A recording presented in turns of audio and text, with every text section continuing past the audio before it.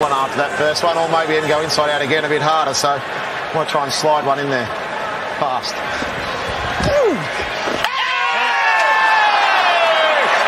You would think he has to make him hit it on the leg side. All his fielders out there. 6 to win, 4 for a super over. More! He's hit a 6 off the final ball. The Thunder is still alive. What a finish!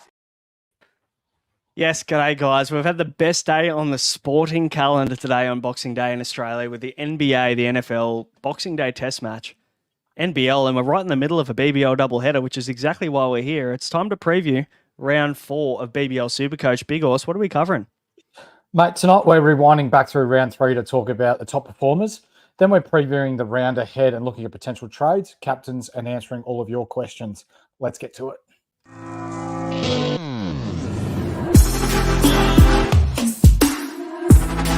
Welcome to the Ultimate Supercoach and Fantasy Sports Show.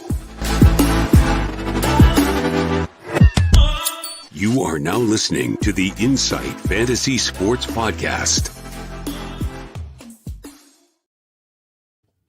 Yes, welcome back to the Insight BBL show. I'm your host, Nathan Brain, and of course, the big horse is with me, my co-host, Mickey Dell. Mate, we're here to talk round 4, BBL Supercoach. How's the round looking so far? How are you going?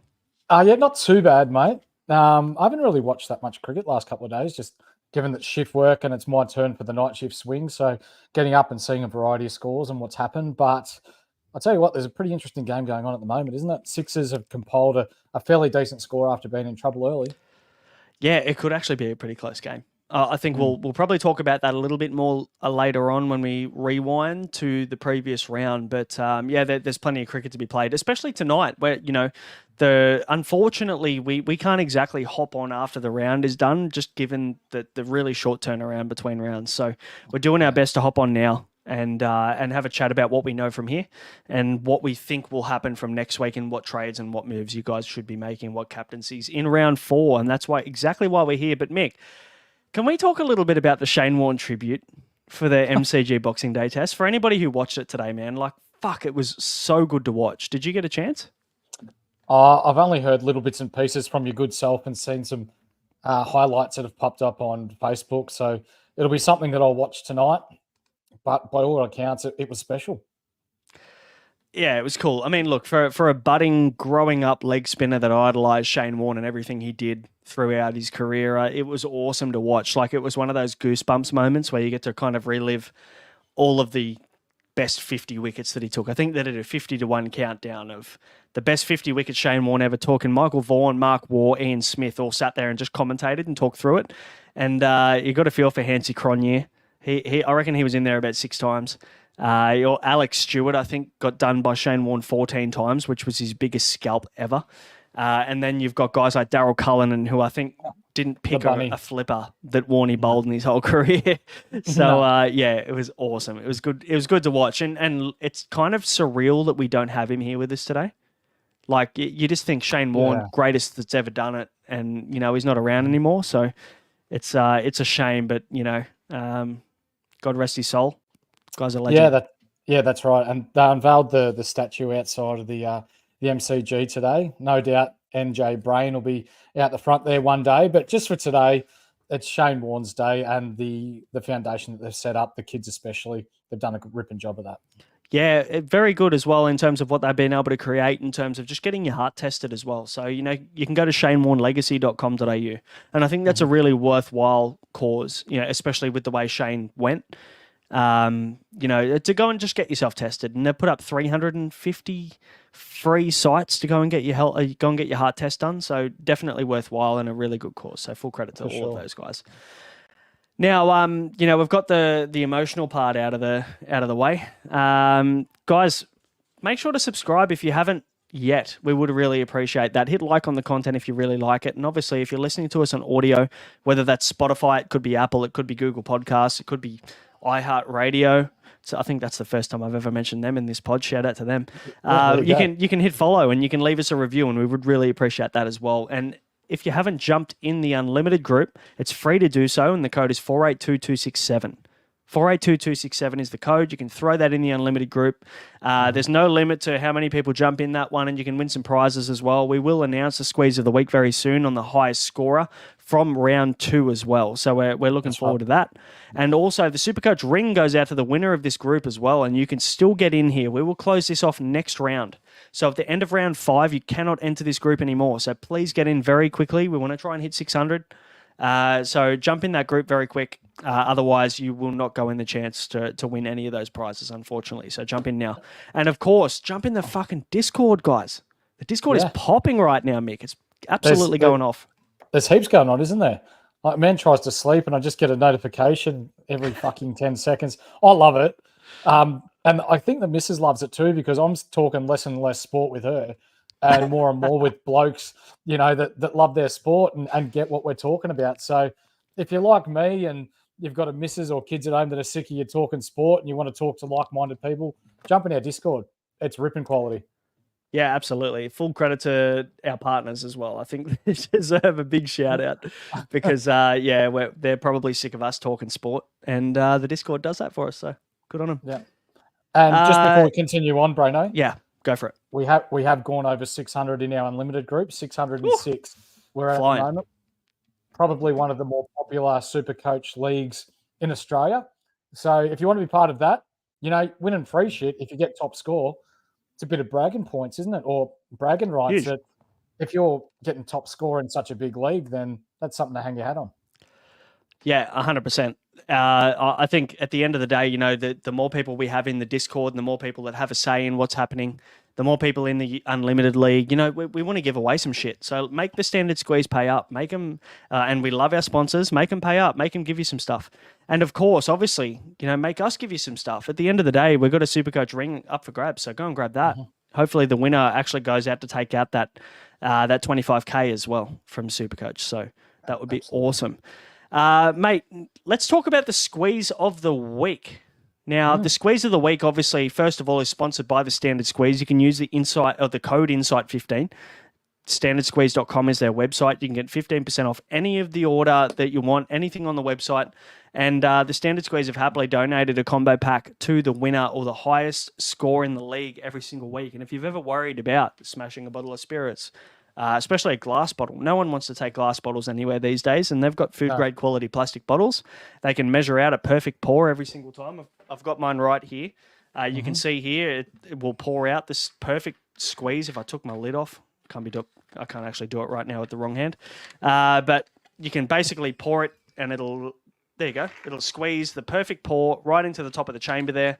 So if you're driving at night, and you need to get home to the missus, you need to get home to the family, you know how much you've drank. It's not free pour central. You're not playing guessing games as to how much you've drank, which is very important. We want them to drink responsibly and, of course, conveniently, and these do that. So standardsqueeze.com, INSIGHT15 is the code.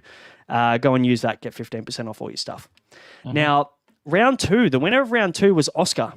His name is Coach of Sandpaper User.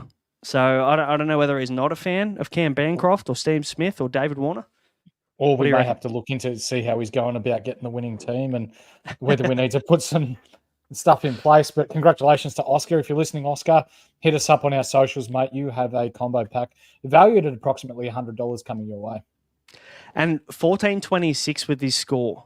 Up to 6th overall in BBL Supercoach out of 50,000 teams, which is huge. So good on you, Oscar. Congratulations. And send us an email at contact@insightfantasysports.com.au and we'll sort that out for you, mate. So flick us an email. We'll look after you. Now, we actually also have 11 in the top 100 right now. Mm-hmm. So 11 of our unlimited group are in the top 100. Let's see if one of these guys can take it out. Oscar is in the front. He's the front runner at the moment. So let's hope that can happen. How are you going this week, mate? Where are you at the moment? Not too bad. So I had a Christmas dinner on the 24th the 23rd with some family. And I'd VC looped Maxi and he shit the bed. But in my state that I was in with the family, I forgot to change my C loop off Matt Short and onto Will Sutherland. And at the moment, I know Sutherland hasn't played yet, but it might be a mini masterstroke given that Sutherland did fuck all in his first game. And we've seen the way Perth annihilated Hobart in their only game in Perth a couple of days ago. So if that's the case, it may work out pretty well. So VC firmly on Maxi at the moment, but I guess my pick of the week, and you were the same, we both bought in Bo Webster. And, you know, we'll get into some stats later, but geez, he was incredible up in Albury, wasn't he? Oh, he was so good. And I think a lot of people didn't know that he was going to bowl as much as he did, and us included. I'm not going to go and say that I knew that he was going to bowl as much as he did. I didn't think he was going to get 4 overs. So it just shows, I guess, that I wouldn't say luck, but maybe it is luck. That the luck in this game.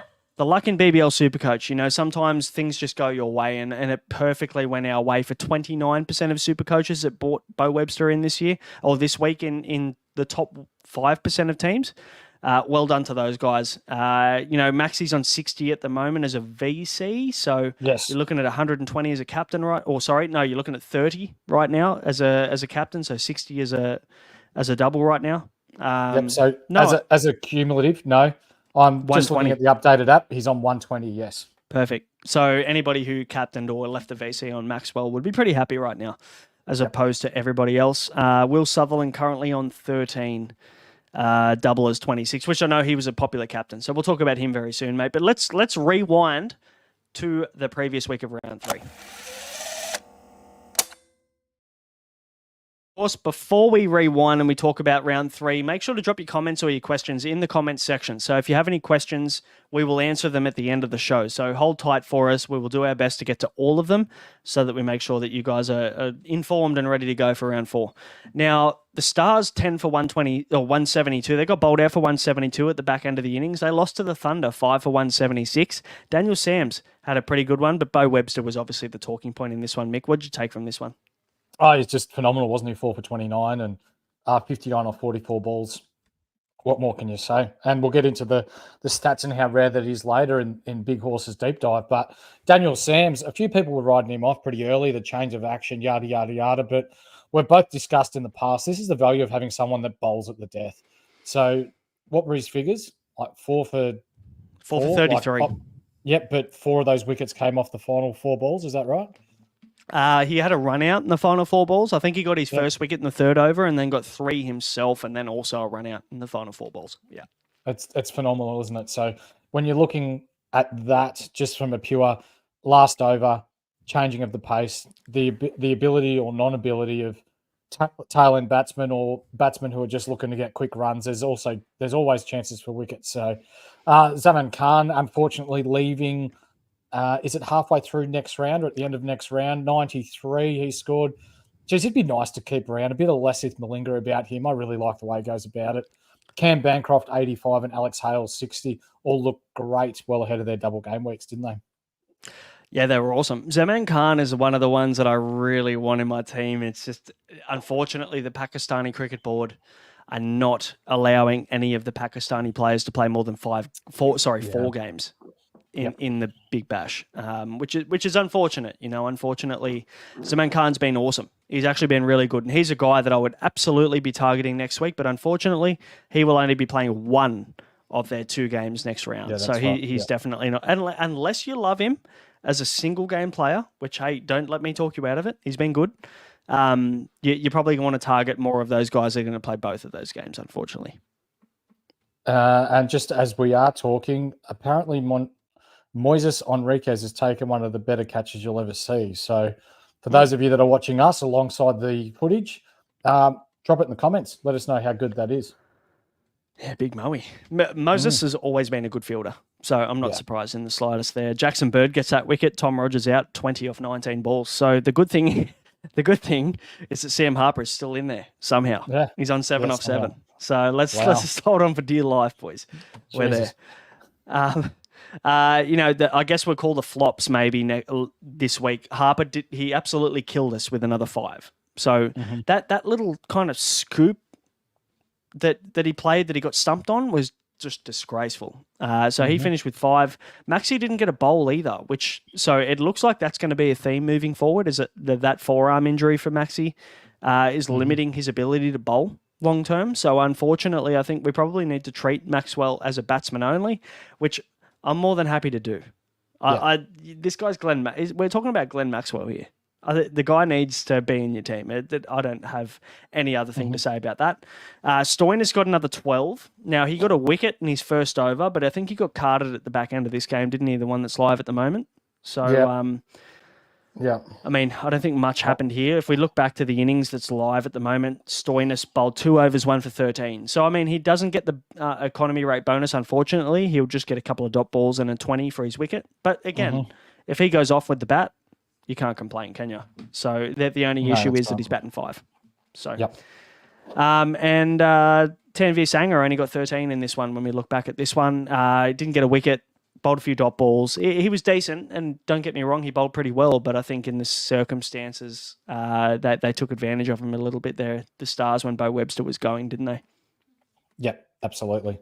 With Sangha, though, there's a few people that are jumping up and down about why did we bring him in, yada, yada, yada. The last 2 games, they've bowled on absolute roads. So next week, they've got the double game week. I think you'll see a more improved Sangha when we're talking about economy rate and when we're talking about wickets wise and just quality of bowling. Yeah. No, I completely agree. Global asked, didn't Maxi bowl today? He did not, unfortunately. No. So you could basically treat him as a bat only, unfortunately. And James Steele has said, great catch, but 3 out of 10 for the dismount. May have done a shoulder by the look of it. So let's hope that's not the case. Let's hope he's fit and healthy. But Moses, not good in the... what would we call that kind of sport? We call it gymnastics, I guess. Definitely a 3 out of 10 for the dismount. That'll do. What's happening in the Hurricanes and the Renegades, mate? Your Renegades didn't really come up to task in this one. The Hurricanes put 4 for 187 on the board, and the Renegades couldn't keep up. No. Matty Wade and Mac Wright both score 100. And when we're talking 100 Supercoach points, Renegades really disappointing in this one. Dooley with 63, Ellis with 52 for the Hurricanes. Wells, Quinton de Kock, Rogers and Clark, the top performers with all scores between 50 and 65. So if you brought de Kock in this week, good work. And you held Joe Clark, I believe. Is that right? Reluctantly, yeah. I have him in my team, yeah. Yeah. It was unconvincing, but still he scored his point, so that's good. Sutherland, the popular captain choice with just a 13. Fraser McGurk with 0, Zampa with 6, and Chowdhury with 10. Not really much in the way of Supercoach relevancy out of this game, was there? No, there wasn't. I think the disappointing part of this was that Sutherland with 13 just didn't get the opportunity, or not. I shouldn't say didn't get the opportunity. He batted at 7 for some fucking weird reason. So my concern was that I thought he was going to come in at 6. And I mean, they just fell short. I think Sutherland is the guy that can come in and score quick runs. So what I didn't understand from this move was that he came in after, who was it that batted 6? I'm going to try and find out very quickly when I run. Are you talking about the Renegades? Yeah. Was it Finch or Wells? No, Wells, John O'Wells. So he came in after John O'Wells. And I mean, don't get me wrong, John O'Wells did well. He did Wells. And but unfortunately, Sutherland coming in at 7 doesn't make sense to me. He needs to come in at 6 in that scenario. I think there were 6 overs to go when Wells came in. So Sutherland could have easily been that guy that came in and got 60 or 40 balls. But Wells chewed up a bit of strike there, and Sutherland came in and got 7 off about 3. So a little bit disappointing. Yeah. Unfortunately for you as well, mate. Harper gone for 17. It was looking good. 4-4 started to look like he was getting some out of the middle, but edge to Philippi off Edwards. No, the good thing is edge to Philippi. That's exactly what I'm here for. If one of my players gets out and the other one catches it, it's okay. We're good. So I can take that. I can cop that on the chin. But yeah, Sam Harper has been very disappointing. And I think a lot of us went with Sam Harper because he's got 3 doubles in the first 5 rounds and he has been putrid. So it's disappointing, but you can't really trade him now. I think his value has diminished so much that because he's got a single into another double, you just have to hold him and you just have to hope for the best. So he might be the perfect bench wicketkeeper loop next week if you're planning on getting in Sam Whiteman. And we'll talk about him very soon as well. Sure. What's happening in this game at the moment, mate? We'll give everybody a quick update. I'm sure everybody that's watching is maybe on top of it already, but what are the standouts for you in the Sixers versus Stars at the moment? Pretty easy to pick out a couple of batsmen for the Sixers. James Vince with 83 off 55. We'll give you reasons why not to get too excited by that. Jack Edwards, for those of you that held on to him, 30 off 23, gets his strike rate bonus and he's just taken a wicket. So it looks like he's going to score fairly well in this game. Philippe again, very disappointing. What I mean by that is it looks like he's batting well and sees him well, and he gets, off the back foot. He's really good. And then he just gets out. It's fucking stupid. And from my point of view, it's good because I ended up fading him and not bringing him in. But he could be potentially one of the best bats in the competition if he just keeps his head about him. Yeah, and look, it's hard to do that, isn't it? Like, I think we've all been there when you play a rash shot or you just do something you know you shouldn't do. You're walking off the field and you go, fuck, what'd I do that for? And as a cricketer, you just know that stuff's going to happen. It's going to creep into your game. But yeah, at the top level, we'd like to hope we see less of that. So, I completely agree with you. Mate, anything else to touch on? We can probably move in. Actually, what we'll do, we can move into the deep dive with the big horse because this is my favourite segment. I say it every week because I love your stats. You are a stat man. You're a man of the numbers. Yeah. So let's dive into that, hey? Let's do it.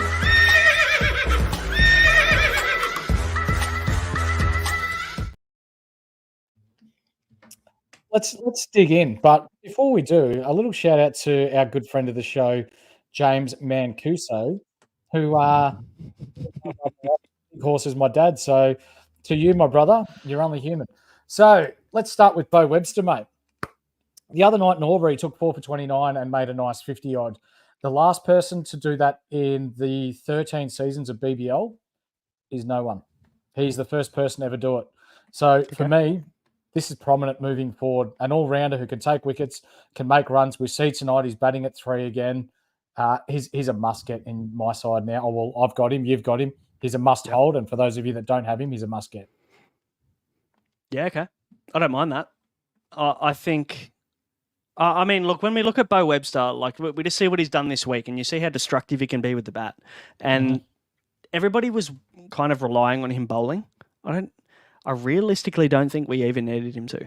I think the bowling was a benefit. I think with what he did with the bat, was it 50 or 40 or whatever he got? Like you're probably going to get 80 or 90 Supercoach points just in the bat alone. And then he went and got 4 for. No one expected him to get 4 for, so that's a really nice 90 to 100 points on top of his batting. But he, with the Stars having the double in round 5, with round 5 coming up, and Bo Webster and the Stars having a double, I think he's a must-get now. Otherwise, he's going to gain so much cash next week that you're probably going to be without reach. Yeah. He's going to be on Aaron Hardy type level. Yep. Agreed. So James Vince today scored a nice 80 odd, but don't get sucked in, ladies and gentlemen, because only 3 times in his past 15 games has he scored over 50 Supercoach points. So while it looked pretty nice on the eye today, you got to remember that he was, 19 off 24 balls at one stage before he teed off and got a few out of the middle, but looked scratchy early on. And yeah, given that he only scored over 53 times last year, and this is the first time this year, and even the back end of the BBL 11 season, he struggled. He's not someone I'm looking to bring in. Nah, not a chance. Especially with the draw, yeah. Yep. And just to finish off, the news out of the Afghanistani camp with Mujeeb, he's been sanctioned by the Afghani board for putting his personal interests ahead of playing for his country. So he's pulled out of that tournament or international series that's coming up for Afghanistan. It appears as though that Afghanistan or the Afghanistan Cricket Board are revoking all no objection certificates, and the bans could be in place for as long as 2 years. So when this does kick in, it's a huge loss, not just for the Renegades, but for the Australian cricketing community and the broader community. Have you got much more on this one? Nah, I don't. Look, to be fair to everybody, we're getting this news secondhand. We always do. Like a shout out to Honeyball. Ben Summerford from Honeyball does a cracking job staying on top of the news there. So most of the time we stay on top of it with him. So make sure to follow Honeyball BBL on Twitter. And if you want to, subscribe to their stuff. They do a really good job. But yeah, at this stage, all we know is that Mujeeb could potentially not be playing this week. Now, we don't know that for sure. And it's unfortunate because there's not really much we can do about it at this stage in the round, right? We don't know tonight whether he's going to be named or not. If he isn't named in the team tonight, we can naturally assume that Pakistan have basically said, no, screw you guys, in South Park terms, and basically revoke him and pull him out of the BBL. Now, the risk is that that does happen. Now, the best case scenario could potentially be this doesn't come into play until 2024, which means he could get another couple of games as a Renegade before he moves on. So let's just hope that's the case. And 2024 is the date when Mujeeb is gone. But unfortunately, it looks pretty bad. So there is every chance that he does not play at the rest of the tournament. Yeah, right. And we just got Corey Blackledge in the chat saying Maxwell's just got out for 12 from Jackson Bird as well. Who, don't get me wrong, Jackson Bird has been fucking awesome. He's been fantastic this BBL so far. And he has just picked up his second wicket. He got Tom Rogers to start the innings, and now he's obviously got Maxwell out as well. So Caught Philippi. Yeah, fuck off. beauty. Now, Man. what we should probably do is start previewing these games, eh? We should talk about, and instead of talking about how good Philippi is, we should talk about the next few games and preview the round ahead.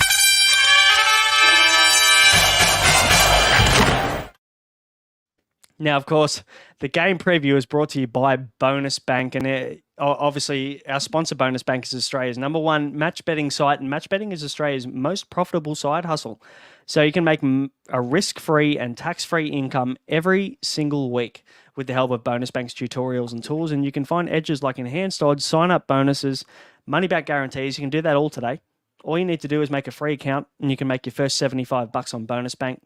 Thanks to them, and for less than $2 a day, you can upgrade to a premium account, and you can unlock 12 courses that cover all aspects of match betting and advanced promo strategies. So go and use the code INSIGHT, and you'll get 25% off your first month with bonusbank.com.au with their premium subscription. Make yourself $2,500, and on average, Bonus Bank members make $2,500 in their first 2 months. How good is that, Mick? That's great coin, isn't it? Mm. Yeah, serious money. So go and check them out, give them a crack, and start making some tax-free money today. Now, let's talk about the week ahead, mate. Now, I guess the two things we need to be aware of in round 4. Thunder are the only team on the double game round. Yep. So they're the big targets, I guess, this coming round. So we'll talk a lot about our focuses and our thoughts on which Thunder players are going to be the priorities in the coming week. We'll also talk about the buys for Perth the next 2 rounds, because that's very relevant, isn't it? You got Jai Richardson, we've got Aaron Hardy, we've got Berendorf, who's been fantastic. We've got a lot of Perth assets at the moment that are sitting in our teams that we're probably going to need to move on over the next 2 weeks. Is that right? Or use as loops, which we'll get into shortly. Love it. Let's talk Heat and Thunder first, mate. They're at the Gabba, so Heat are at home again. Now, the Thunder obviously haven't travelled well this season, if they've ever travelled well. What are your thoughts here? Do you reckon the Heat win this one at the Gabba, or do you reckon the Thunder knock them off? No, I think the Heat, they're in good form. The Gabba has always favoured pace bowlers. You know, Heat on fire without a loss. Yep, I think they hold on to this one. Are you looking at bringing back in any Heat players? Can I pause on that and answer that a little bit later? Because I think there's one player that we need to probably talk about that has a very, very, very negative BE that we need to talk about. So maybe let's hold that for trade talk. But yeah, there is one. There's one guy I'm looking at that I unfortunately fucking traded out, and I hate myself for it. Thursday 7:15 p.m. we've got the Hurricanes and the Stars at Bloodstone. Now we looked at the game from Bloodstone last round. I was going to say last round. Now, Bloodstone wasn't it was relatively bat friendly the other night. There was 370 runs scored in this game. So, like, we're looking at batsmen in this game. So, are there any Hurricanes or Stars potentially, both on a single, that you would look at that you would want to get for this single game? Not really, no. Nah, you're bringing in Thunder players, given that they're on the double. Stars players, if you don't have Bo Webster yet, I think he's the play. But from a Hobart point of view, their draw is just shit ass, isn't it? Just singles right through till I think round 7. So very hard to bring in a Hobart player. Yeah, I unfortunately agree. Imagine how good it would be to get Oh, someone's calling me a messenger. Sorry. My No, bad. no, Very I'm laughing at our AFL or AF flying toilet. He's back in the chat. What a legend of a man that bloke is. Yeah. He loves the NBL. So He a does. flying toilet. He's very prominent in the NBL, and thanks for jumping on, mate. And he saw me on the thumbnail. It wasn't me on the thumbnail, by the way, but I appreciate the fact that you think that I'm that good looking. I appreciate you jumping in, man. Now, how many stars are we going to hold for this double in round 5? Because the Melbourne Stars are still a relevant team, right? We've still got Harper, we've got Maxwell, we've got Stoinis, we've got Bo Webster. Like, these 4 are probably the most 4 important guys. You got the 2 Pakistani guys in Osama Mir and Harris Ralph. They're both leaving the competition after this round. Am I right? Halfway through this round? That's right. Yes. So what are we looking at? Are there any stars coming up into round 5 that we need to probably preemptively get in our team? I don't know. Like when you're talking about stars players, I've got Webster and I've got Maxwell. So they're the prominent ones for me, but there's just too much of the unknown, I guess, with Osama Mir and Harris Ralph not being available. Who's going to fill that role? Like, are they going to bring in one quick and then perhaps bowl Stoinis more? If that's the case, then Stoinis may come into my side. What about Steckity? Because Steckity unfortunately missed this week, or this game, sorry. He missed this game. He's burnt some owners, hasn't he? Yeah. Oh, big time. A lot of people got him in for the double. And one of our big fans, gone. Nathan Scoble, who I think 5 times in a row finished in the top 750 in Supercoach, and he's sitting there with big fat duck eggs from Steckity this round, which really does hurt. Yeah, that does hurt, doesn't it? You're getting a guy in to play the double, and unfortunately he didn't play the double, did he? He got 0. Actually, may as well have not have played. I would have preferred a guy to come in and just get 1 off the fucking inside edge and then see you later than Steckity, unfortunately. And, hey, I'm going to talk us up for a bit because we said don't get him. Yeah. Yep. Someone bring up a pump to pump up these tyres. Yes, sir. Phil brings up a good point down below in our comments, mate. Stars being a pretty bad team certainly doesn't help. You're right. Bad teams, they don't appeal to someone, or to me anyway, when they're as bad as what they are. They're not going to score well anyway. So when you got people as relevant as Webster, as relevant as Maxwell, they're the clear standouts. They're the only 2 I rolled with this double game week for the Stars, because you can't trust anyone else. Yeah.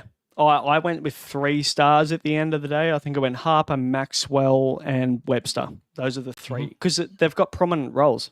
We know that Harper is going to keep. We know Maxwell's going to be Glenn Maxwell. And we know Bo Webster's just going to do what Bo Webster does. So for us, I think they were the 3 options. Harris Ralph, don't get me wrong, I was very tempted by, but just the fact that he's not going to be playing the second double game week in round 5 just kind of deterred me from him a little bit. But he was good to finish the innings in this latest game. So you can't argue if you got Harris Ralph in. He scored 79 this game. Osama Mir 99, and your boy Sammy Harper 52. Toot. Yeah. And it's the worst toot of all time, because 59 is nothing to celebrate about. But you know what?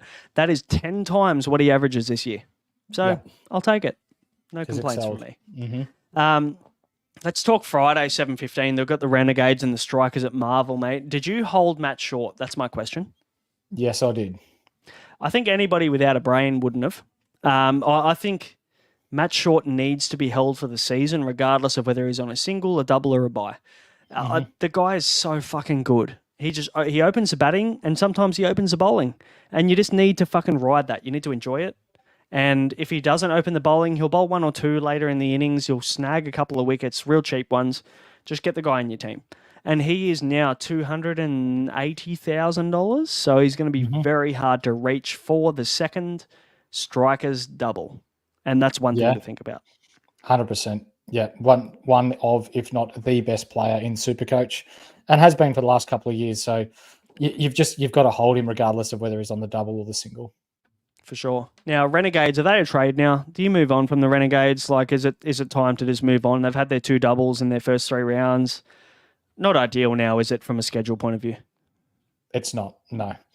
So again, we're all about scheduling and preparing your team to score well into the future, not just for the now. So for me, Renegades players are on the way out. Yeah. So Renegades players into probably big, tall Paul, I reckon, might be coming back into my side. And, yeah, that may be a play for me. Tall Paul sounds like Strong John. If you've got young kids from the Wiggles, yeah, you know John the Purple Wiggle, and there's a song called Strong John. Yeah, it sounds like Tall Paul over again. So, in terms of Renegade's schedule, they've got double, single, double, which is where we're at right now. That round 4, they've got single, single, single, bye, single, single. So I think the time is over unless Jake Fraser McGurk comes out and goes ballistic.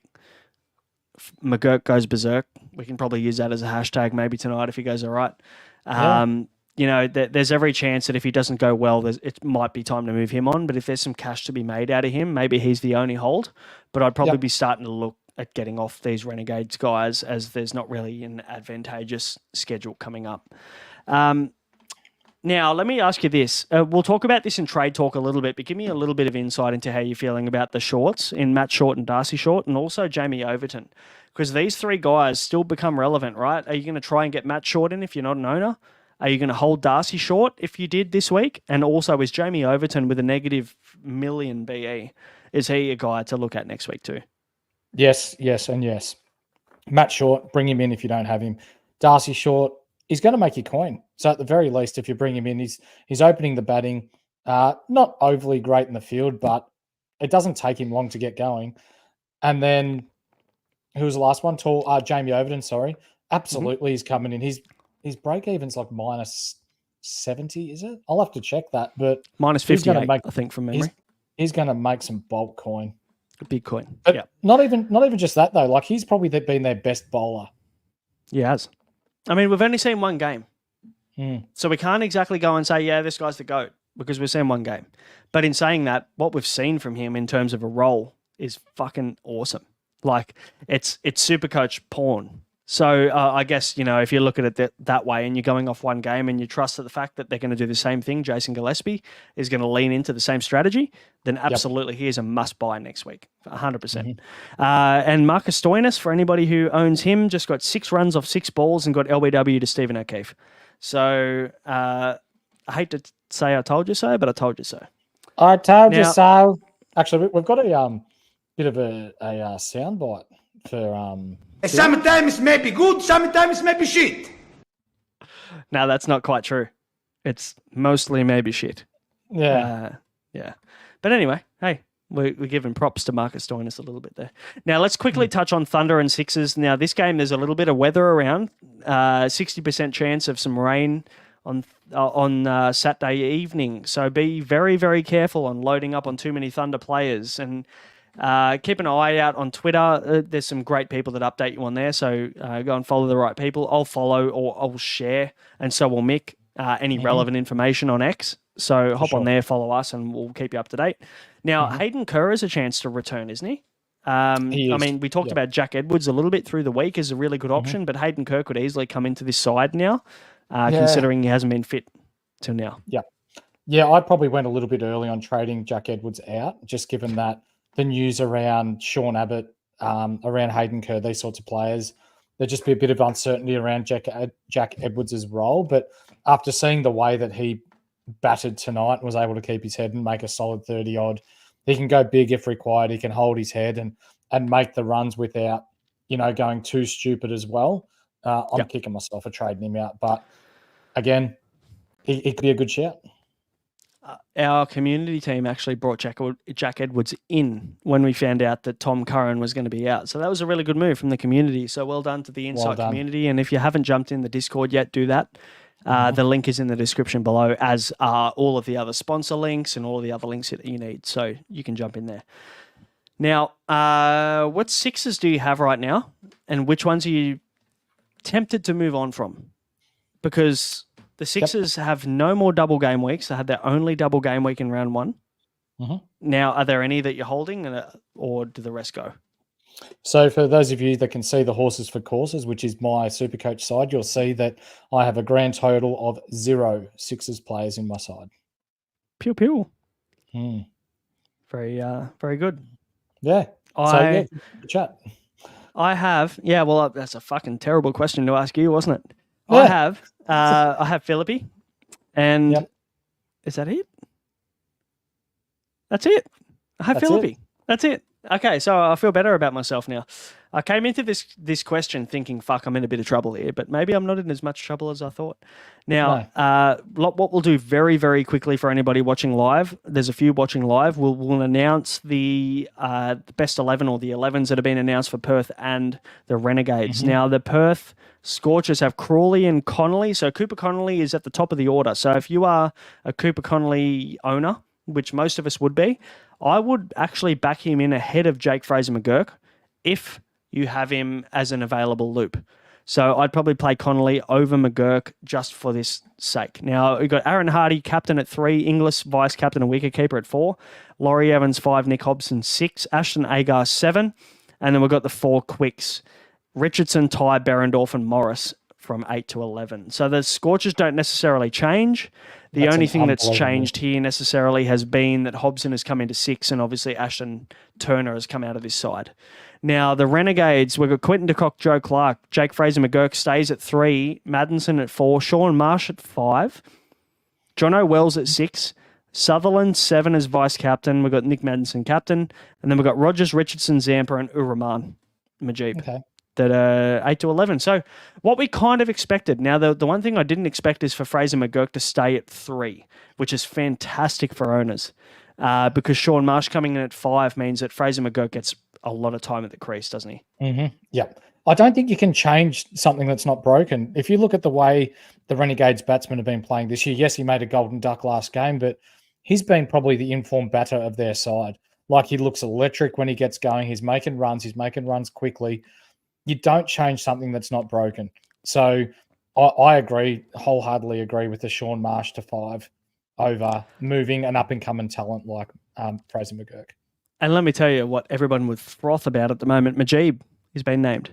So that is very positive for Majib owners. It looks like that PCB sanction won't kick in until potentially 2024, which is fantastic because there's every chance he was moving on from 2024 anyway. So we probably shouldn't expect any less games than what we expected from him to start the season.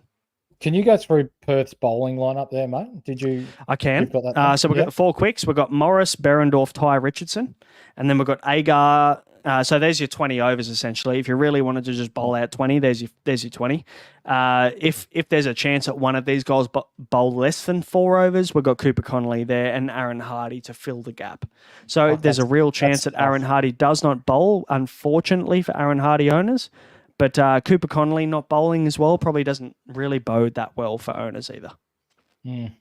That's the best bowling lineup in the comp. Comfortably. Mate, we should probably jump into trade talk, shouldn't we? It's time to talk about trade targets. Targets acquired.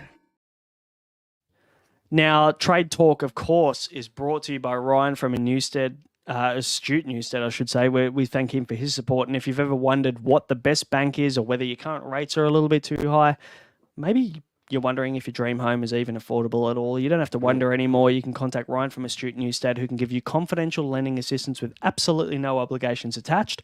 Don't get pigeonholed into one lender, and Ryan specialises in residential home loans with over 50 lenders on panel, including all of the major banks. So the best part is he doesn't charge a fee either. So if you mention us when you contact Ryan, he'll give you a free, no obligation consult with no obligations attached at all. It could be personal, it could be vehicle, or it could be business loans. So reach out to Ryan from Astute Newstead at 0431 766 784. You can also reach him on Instagram at Ryan Astute Newstead, or you can send him an email at ryanh@eganwealth.com. So contact Ryan for all of your residential home loan needs. Now, let's talk Thunder priority picks. We've got a few good questions rolling in as well, and I promise, guys, we will cover all of them. I've got about 25 of these bad boys start at the moment, so hold tight, and we will cover them. Now, what are your thoughts here, mate? What do you reckon? Thunder priority options, do you reckon... talk me through your best 5. So I think at the top of the list has to be Daniel Sams, doesn't it? Making runs, bowling the way he did. He's just, we've spoken about him all year, copped a bit of flack for pumping up his tyres, so to speak, and that he's perhaps going to be the top purchase player in round 4. I guess the proof's in the pudding now. Everyone's going to be bringing him in. So Daniel Sams, number 1. If Cameron Bancroft keeps this week, we have it on very good information that he will receive the batsman wicketkeeper loop option or the dual position status. So I'm very interested to see that. And if he does, he will be coming into my side regardless of this week or not. He looks like he's one of the form batsmen of the competition at the moment. Yeah, he looks good, doesn't he? Yeah, and the one reason, and if you're in the Discord, you would have known this. If you're not, I probably didn't publicise it, but I pivoted from Ollie Davies to Cameron Bancroft as soon as the teams were named, and Matt Gilkes was not in this team. Because when Cam Bancroft takes the gloves, and we saw he got 30 points in fielding points in Supercoach this round. He got, I think, a run out or a stumping, and 2 catches, which is massive. Like, that's exactly why we get wicketkeepers in. So for me, Cam Bancroft is a must-have, I think, coming into this double, knowing that he's going to have the gloves. Now, obviously, if we see in game 1, luckily the Thunder are playing game 1, if we see that Cam Bancroft does not have the gloves and we see Gilkes actually come into this lineup, I would probably steer clear and I'd go towards probably someone like Hales or Davies. But if he has the gloves in his hand, Bancroft is probably a must-have for this week. Yep. Agreed. Who else, mate? Alex Hales. He's bottoming out in price. I bought him in this week and scored a nice 60-odd for me. So his price isn't going to get any cheaper. Yep. Tanveer Sanger, like, we're probably both going to be surprised if you don't already have him in your team. But 100%. Again, he's bowled on a couple of roads of late. Don't get too caught up in that. He will be good this coming week. And Ollie Davies, he looks good with the bat. Just fell short of the strike rate bonus last game for the Thunder. But, yeah, he looks good. Yeah, honestly, can't disagree with any of those. I think when we look at Daniel Sams, he's a must in terms of role. And we've talked about it all season, haven't we? We've talked about it even in the preseason. We said the players with the best role, the players that are batting 6 or 7 and bowling 4 overs, and Daniel Sams is bowling at the death. And the perfect example of that was, like you mentioned earlier when we talked about the Thunder game, where literally the guy bowled the last over and took 4 fucking wickets in the last over. Like, sorry, but if you're fading a bloke like that or anti-potting a bloke like that, you've got rocks in your head. You cannot not have him. He needs to be in your team this week if you're serious about Supercoach. And don't get me wrong, the Whisperer kind of took the piss a little bit and said in the Discord, he's like, watch him get 3 for 21 off 4 overs and 50 not out in this game. And then when everybody buys him for the double game round, he goes and gets 3 and 6 and fucking none for 40. Yeah, that's right. And there's every chance that happens. But that's Supercoach. I think you just need to just trust the numbers and just look at the fact that this guy has the best role in Supercoach and just trust that. Cam Bancroft, I already have him. I went 1 week early, so nice. I'm more than happy to have him 1 week early, so I'll definitely have him for this double. Alex Hales is a guy I plan to own. I already have Sanger, and Ollie Davies is also a guy I plan to own. I'm very unsure. I don't know about you, Mick, but I'm very unsure about the bowling rotation at the moment. How do you see that playing out? Because we don't know whether Zaman Khan is going to be here.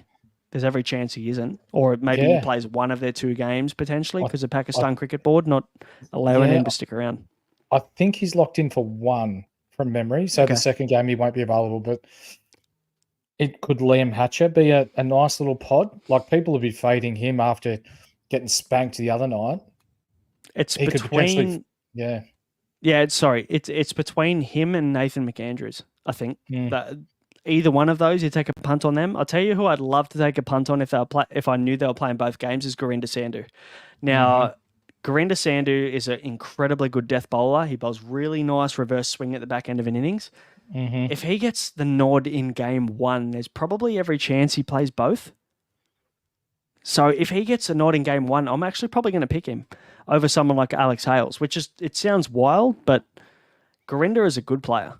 I played a lot of cricket with Gurinder growing up. Played all of our 17s and 19s New South Wales stuff growing up together, and he played for the Hills, I think, or whatever, and knocked us off and made us look silly in one of the school comps growing up. So, serious player. Like, very, very good player. So, I don't know. Maybe that's the way I'll lean as a bit of a pod if he gets named in game 1. But if he doesn't get named in game 1, you just don't touch him. It's as simple as that. Yeah. Now, let's talk cash gen. Because cash gen, very important. We've mentioned it over and over again. You've got probably 2 more rounds to try and really prioritize that before you attack points. Who are you looking at for cash generation?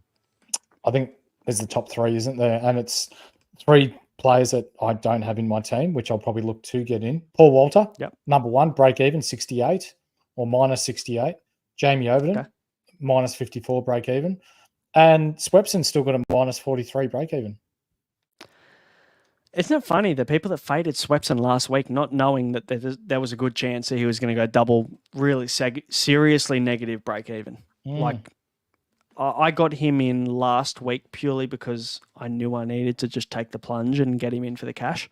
And look, it didn't pay off in terms of points, but it paid off in terms of cash. And I think you can do the same thing again. Yeah, I think you can do the same thing again. Like, you're not going to get all three. You're going to be attacking a Thunder or two, I think. And most people would have used their boost last week, right? Did you use a boost last week? Yes. Yeah, cool. So you've only got one left. I've got one left. I used mine after round 1. You used yours after round 2. So there's every chance we can't use one now, which means you probably need to pick between Walter, Overton, and Swepson as your cash generator. And you need to pick, like we mentioned 5 really good Thunder priority options in this episode. You need to get 2 of them. So let me ask you this. Pick 2 Thunder that you just mentioned and pick one of those cash gen options. Who are you picking this week? Well, I've already got Hales, Sanger, and Davies in my side, so I've prepped for this next round. So if I had to pick 2, like Daniel Sams is a lock to come in for me this week. Cameron Bancroft, I won't have the room for just yet. But it'll be Daniel Sams and Jamie Overton will come into my side, and then it'll probably be a toss-up between Bancroft and Paul Walter. Yeah, nice. Oh, so you could potentially get 2 of the cash gen guys. Okay, that's huge. Yeah, nice. So that's good prep as well from you, because obviously you don't necessarily need, and that's the benefit of going ahead on Thunder last week. And I did the same thing. I prefer, if you're asking me a question, actually there might be a question a little bit later on as to whether we go with Overton and Walter. Let me give you the answer now. I'm going to go Jamie Overton purely because I know that Jamie Overton is locked into 4 overs. I don't know whether Paul Walter is, as bad as that sounds. I think Paul Walter is not locked into 4 overs. I think he is circumstantial, whereas Jamie Overton, I think, plays a much larger role for the strikers than Paul Walter plays for the Brisbane Heat. And that's essentially my answer. Now, let me talk to you about other buys. We talked earlier in the show about getting Bo Webster in for their double ahead of round 5. Do you still think that's the case? Do you think you need to get him now before their double? No, get him early. Yep. And we've seen he bowled tonight. He's currently on 20 off 20, so almost at another strike rate bonus. And after the 180 that he scored in round 1, he's going to go huge. Yeah, I love it. I actually haven't been keeping up with the score on here. Thanks to Cricket Australia for not keeping me up to date on the app. That's awesome. 4 for 86, the Stars are at the moment in the 12th over. Yeah, cool. Awesome. 4 for 82 isn't great. 86 is not great No. either. Bo Webster, though, doing the job. Who we got the wickets? So Jack Edwards, anybody who jumped on Jack Edwards, he's gone for 6 and over, 1 for 18 off 3 overs, which is a fantastic strike rate bonus. We've got Stephen O'Keefe, no one bought him. Jackson Bird gone for more than 12 and over, so don't worry about him. Sean Abbott started well as well, and Benny Dwarshus as well has bowled pretty late in this innings. He's got 2 overs, none for 14, so pretty solid. Mate, we probably should move on to captains. We talked about buys. It's pretty obvious, isn't it? We're attacking Thunder. We're attacking the guys that are making cash. But let's talk about these captains options for this week. Are you ready, kids? Aye, aye, Captain! Who you going this week, mate? Round 4. What are you talking? Daniel Sams. I was going to say the guy with 2 first names, but Sams isn't really a first name, is it? Close enough. Close enough. Yeah, agreed. I reckon you could easily straight captain Daniel Sams, considering the Thunder are the only team on the double. That's probably the only reasoning for me. If we had 2 teams on the double, maybe it'd be worth Thunder Like VC and then yeah, exactly like this week where we went Sutherland captain, Maxwell vice. I think Daniel Sams is straight captain for me, and then you've got a bit more flexibility around what you're going to do with the rest of your team. I'll tell you who else could be a potential captain option. It could be, and I'm probably going to get ridiculed for saying this, but it could be someone like a Cameron Bancroft or an Alex Hales, because you get 2 cracks at the batting, I guess, opportunity in these games. Now, the only thing to keep in mind here with captaining one of these Thunder guys is that the weather on the last game of the round does not look great. So you need to definitely be aware of what's happening in that last game of the round. And you need to stay on top of what's happening with the weather. I think Katter on Twitter does a really good job, or X, sorry, does a really good job of keeping everybody up to date on what's happening with weather. So keep an eye on that. But I think Daniel Sam straight captain for me could be the option. I don't even need a VC this week, considering they're only the team on the only team on the double. What are your thoughts? Yeah, for sure. No, I totally agree with you. I'm just looking up some numbers from previous games for Alex Hale, so I'll get back to you shortly on that one. Yep, beautiful. Now let's talk. Oh, sorry. No, the last time Alex Hales played Brisbane, he scored 104. Ooh, that's a spicy little stat from you. Should have done that in your deep dive. I should have. Apologies to those that missed that. Mate, let's dive into the questions. We'll start answering everyone's questions, eh? Let's get into it. It's question time. Let's answer your questions for the week ahead. Now, we'll start with SC Master in the Discord. How many Thunder players are we targeting? Now, Four for me. If you can see Mick on YouTube, for anybody who's listening on audio, he said 4 on here. I'm the same. I think 4 is a really nice number, especially if you already started moving towards this round last week. Mm-hmm. And we both did. I think 4 is a nice number. So I'm going for 4 myself. You're going for 4. So I think that's maybe the consensus answer. Brent also has a bit of a double barrel question for us. Why is Sam's a trap?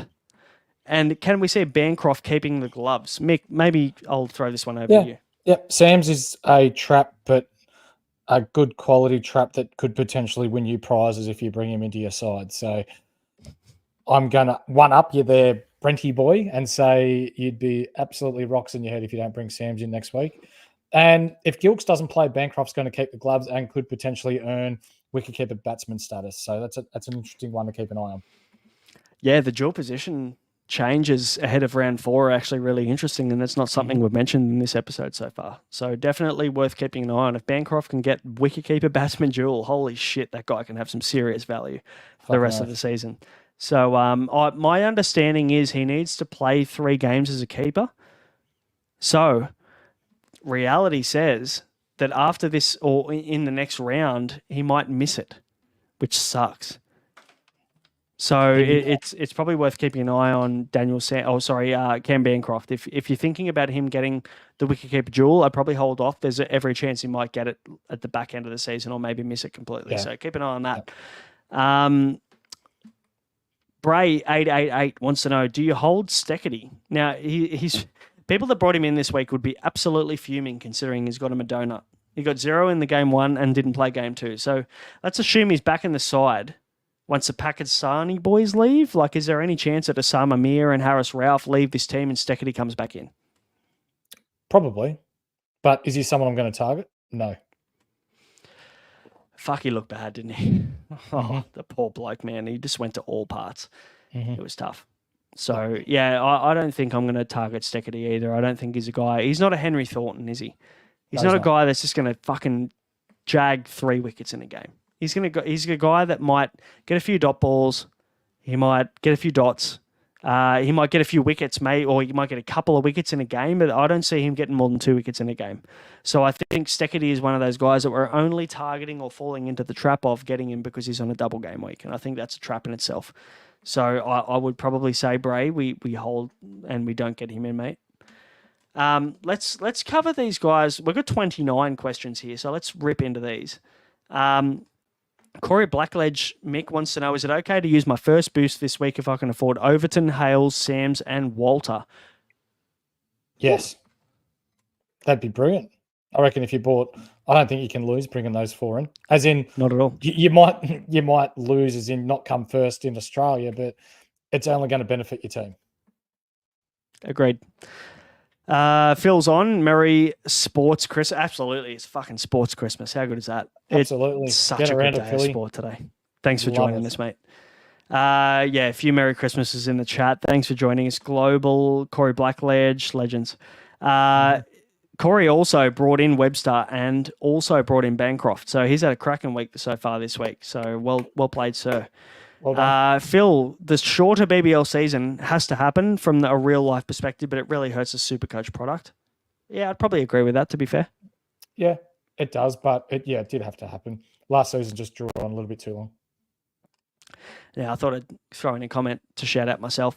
Jack Edwards, sex on legs, reminds me of a young N Brain carving up South Africa A.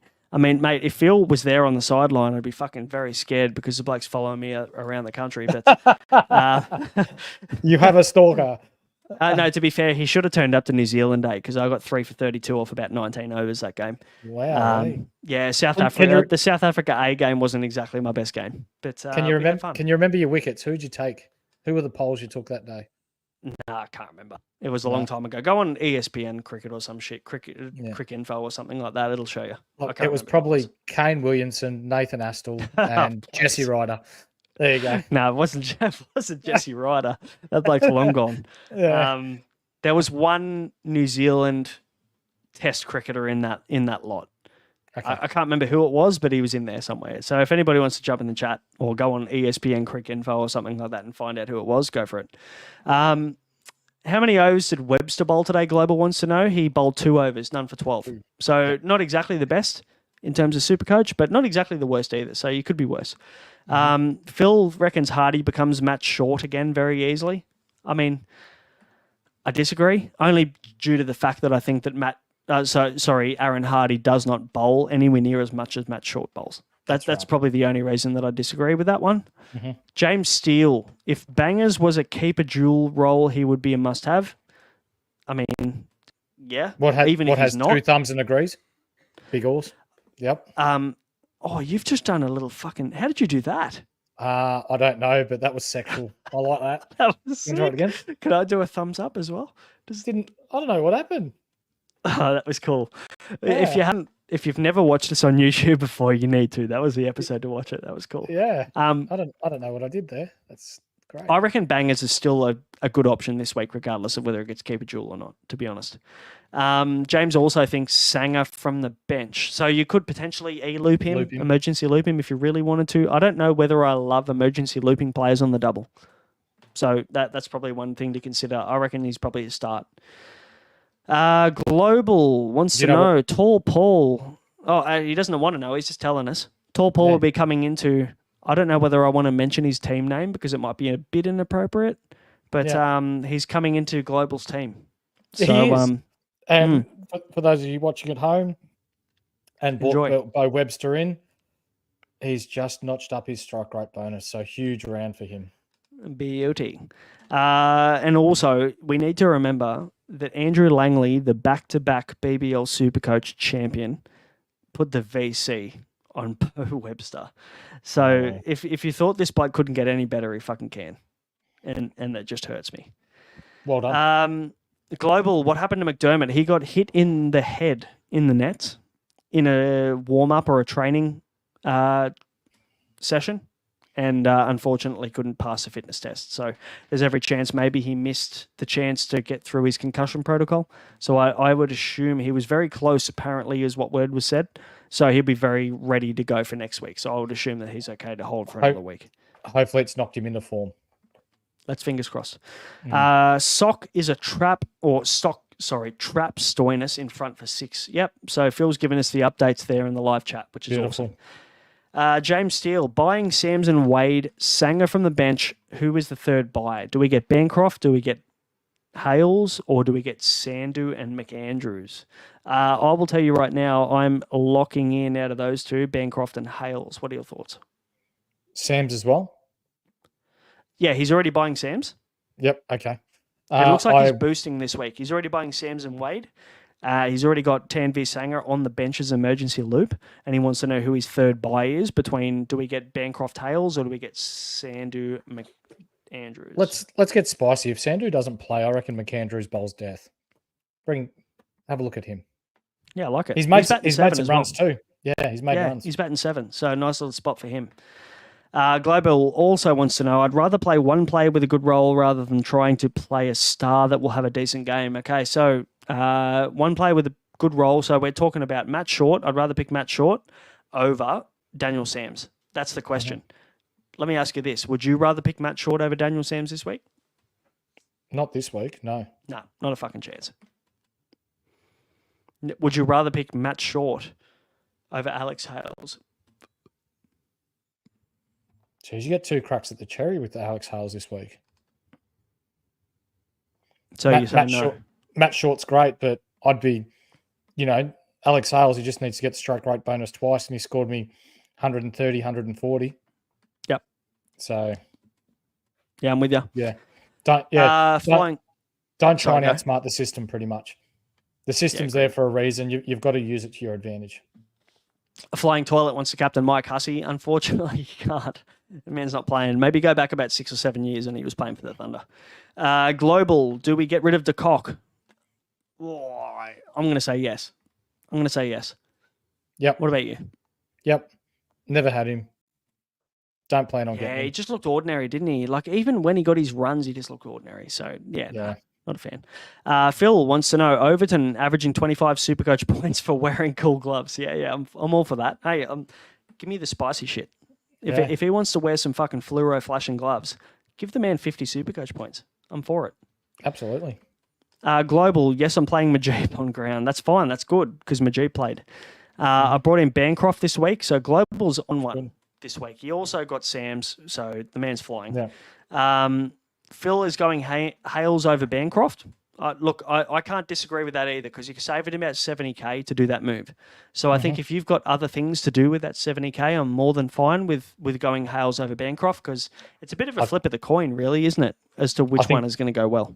This week is the week to bring in Hales too. He's bottomed out in price. He's on the way back up. You'll still get him for around 115K, I reckon. So still fairly cheap. Agreed. Now, question for you, Global. Would you rather Paul Walter, on a single, or would you rather Hales on a double? Hales. Good answer. Global also thinks he likes Davies, Paul, and Overton, and I can't disagree with that at all. I think they're all 3 good options. Even, you know what I'd rather? I would rather Hales, Paul, and Overton. Yep. I've got Hales and I bought in Davies as well. So I've covered both bases there. But again, Global, don't try and outsmart the system or try and overthink it, mate. Target your teams or your players that are on the double. Try and maximize your value and maximize your points you can earn. Completely agree. I think Hales at 50K cheaper. The value is there. The guy we saw this week, what this guy can do is a fucking gun. So it only takes one good knock to get him back into form. I'm backing him in. Yep. Sam's into Short for Corey Blackledge. Reckons he's a play this week, and I completely agree with that. I think Darcy Short is potentially the guy that needs to go, even though he's got a negative 20 break even. I think you can probably pass that on for Daniel Sams. So if you can afford the money up to Sams, he's a lock. And Phil has said Sock is 75 years old and still as economical as a uni student's food budget. That's one of the better shouts I've heard. Not bad from Phil. Yeah, I like that. Yeah.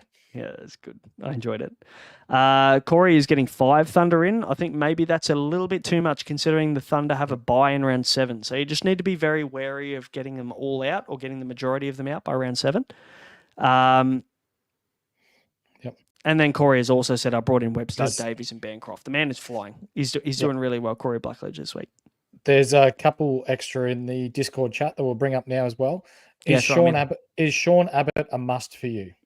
No, not even close. Not for me either. I know that I went and said that this guy's a must-have, but that was to start the season on the double. He's absolutely not a must-have now. He does not have one double game to finish the season. He also doesn't have a bye, which is also advantageous to finish the season. So no, absolutely not. Save your coin. And for those of you who kept Jack Edwards, he's just taken a catch. Webster out for 35. Damn. Bugger. How many balls? Yep. 32. Oh, not even enough to get the strike rate bonus, unfortunately. 109 strike rate. Stars need 34 off 22. So if he got 32 runs, he gets 32 points, which is fine because he gets 210 for the week. So look, you can't complain about that at all. He's had a good week. And one more, thoughts on both of Harper's wickets tonight. Today's catch or catches and stumping. What do you think his role's like moving forward? Sorry, who are we That's talking from about? That's Hecker. So thoughts on both of Harper's wickets today. So the catches and the stumpings. How do you see his role moving forward? You understand how when he stands behind the wicket and he has the gloves on, that's usually a pretty good role because these things are going to happen. The guy's a good keeper. And don't get me wrong, this guy's a good fucking bat. He's a good batsman. And I know we talk a little bit of shit about him because he's started really poorly. But just remember, this guy got the third fastest Shield 100 of all time as early as 4 weeks ago. So let's not discount how good this kid is. Like, he's a very good player. He's got good experience at the BBL level. I think he will come good. I think he is definitely someone we need to hold through the next 2 rounds until their round 5 double game week. And then we look at reassessing, because they're going to be round 6. You're going to have a wicketkeeper loop with him as well. So I think round 7, he is a guy you automatically trade out. But until then, just leave him there. Just enjoy. That's right. And let's hope he comes good. Was that it? That's it, mate. Beauty. Well, we better wrap this one up then, hey? So, guys, we've covered all your questions. We've hopefully given you an idea on captains. We've talked to you about our trades, our thoughts. We will confirm our trades and confirm our teams and also talk about community teams as well over the next day in the Discord. So if you have not joined the Discord yet, please do so in the description below.